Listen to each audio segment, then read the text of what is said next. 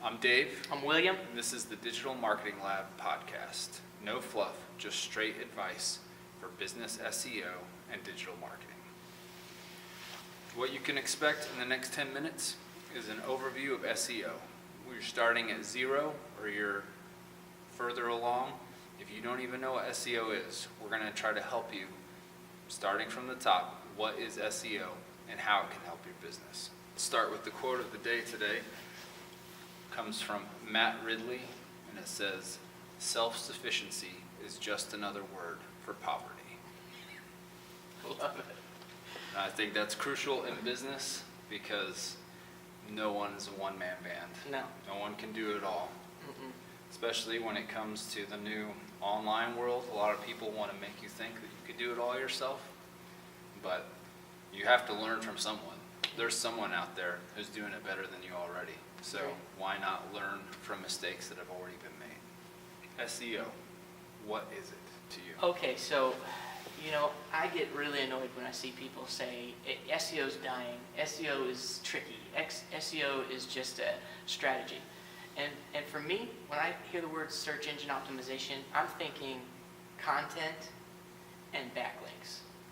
On-page optimization and off-page optimization, just very simply. So content being what's on the web page and backlinks being what's off the web page, right? It's not only that, but it will never die. Because one, people don't have websites, and so then they have to build them. Well, how are they going to build them? Right. They're going to build them against RankBrain. They're going to build them against Google's algorithms, against what Google says. We've created an equation, and this is how we're going to place you in our SERPs, our search engine results pages. Right. What are you going to do? You're going to follow that information. Search engine optimization will never die as long as you stay within their guidelines and within their parameters, saying, look, these are the reasons why we rank people, and these are the reasons why we unrank people. So what's a rank?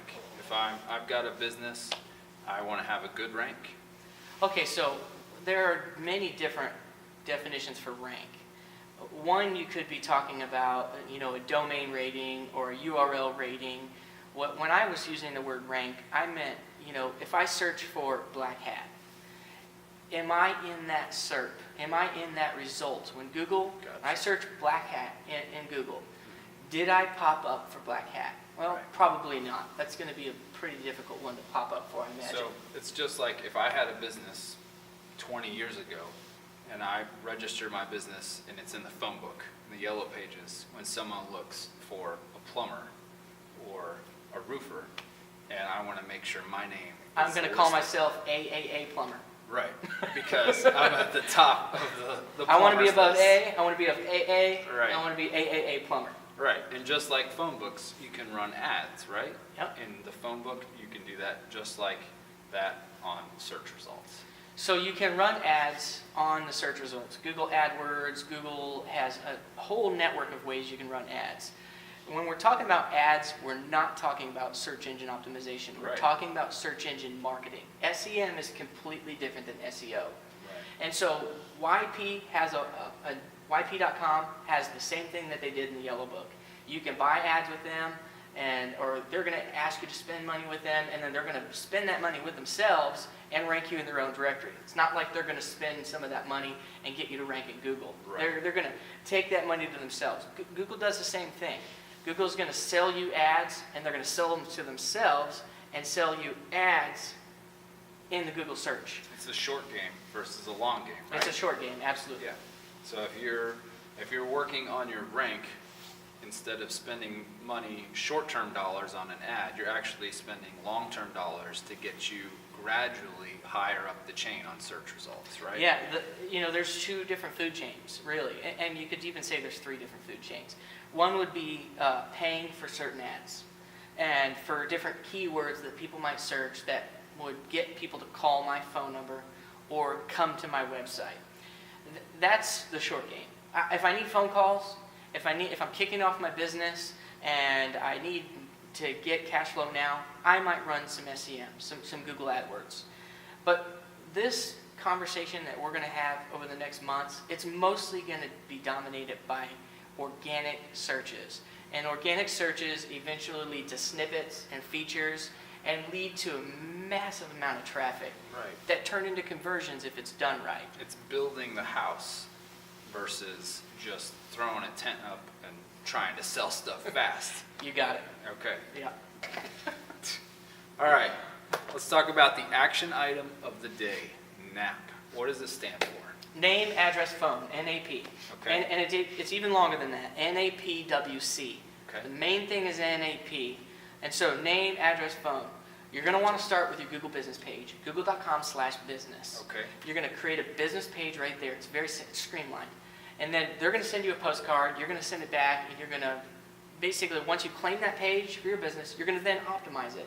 Hours, your website, accessibility, credit card versus cash, So things like that. it's like making a listing in a phone book, right? Same very thing much. I would do there. Okay. Very much so. And you cannot get about not having this listing. Most likely you have it because things will create it for you. People that are looking for your business, Google kind of has this algorithm that says, ooh, there needs to be a business page. Likely one already exists for you and you just need to go about claiming it. Little thing in the corner that says, own this business, question mark. If not, then you just go right to /business and then create one. However that information populates, the name, address, and phone, you want to have that the same everywhere. And you have to have a Google business page. You have to have a business Facebook page. And you have to have a website. You can't get around these three pillars. Absolutely. And so you're going to take that information about your NAP from your Google business page. You're going to put it into your Facebook exactly as it is. And if it's a www or a no www, that matters. You know, if you're listing it as a www version, you want it that way the same everywhere. Gotcha. And then you want your NAP on every page of your website, whether it's in your footer or somewhere, because Google wants to see that, and they even want to see it in markup. Gotcha. So 3 places. Start with Google Business. Then I'm going to Facebook. If I don't have a Facebook account, just get one, just so you can set up your business page. Get one. Because people are talking about your business on Facebook more than likely. And if you don't have a page, you can't see what they're saying, and you can't help boost good things that people are saying or start conversations with your customers about problems. Yeah. To put out those fires. Yep.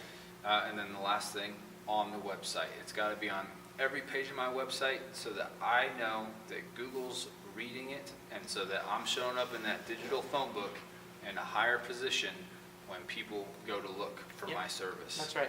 Awesome. All right, let's talk about the resource of the day, Moz. So Moz is a great resource for small and medium-sized businesses. Typically, if you're a large business, you're going to skip right to Yext. But Moz has so much information. This is Moz.com? Moz.com.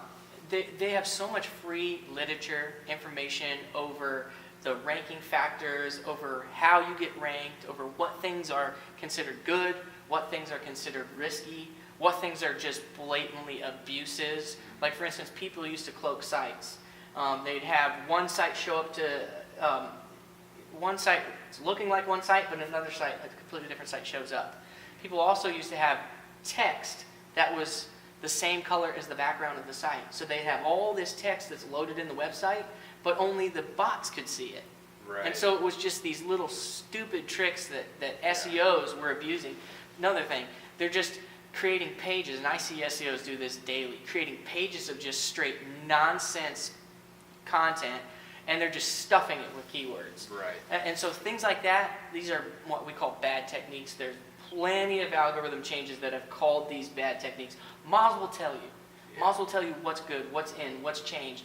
You know, with Hummingbird, with Penguin, and with Panda, and all the updates that are coming through. Right. Plus, they've got a $100 service where you can look up your business, see how it looks in some of the aggregates, which are the large directory holders. You know, the directories kind of feed from these aggregators. Gotcha. And so you can spend $100, and they're going to start throwing your information out to some of the directories, not a lot of them. But these directories feed into Google, right? And this is how my business shows up in search results. You know, Google kind of acts like an aggregator because it's so large and powerful.